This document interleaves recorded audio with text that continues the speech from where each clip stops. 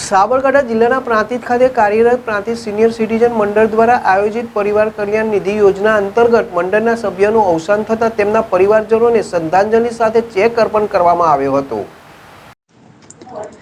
પ્રાંતિજ શહેરમાં કાર્યરત senior citizen મંડળ દ્વારા તાજેતરમાં મંડળના સભ્ય દેવેન્દ્રભાઈ ફકીરચંદ સથવારાનું દુઃખદ અવસાન થતાં આ મંડળ આયોજિત પરિવાર કલ્યાણ નિધિ યોજના અંતર્ગત મૃતકના પરિવારજનોને ₹11,000નો ચેક અર્પણ કરવામાં આવ્યો।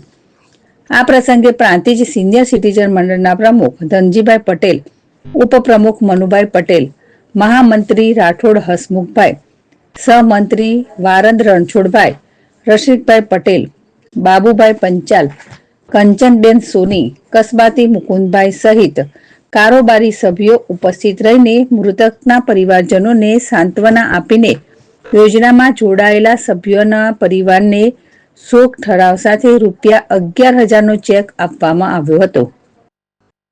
જીલ રાવળ, જેડેશ ટીવી, પ્રાંતિજ।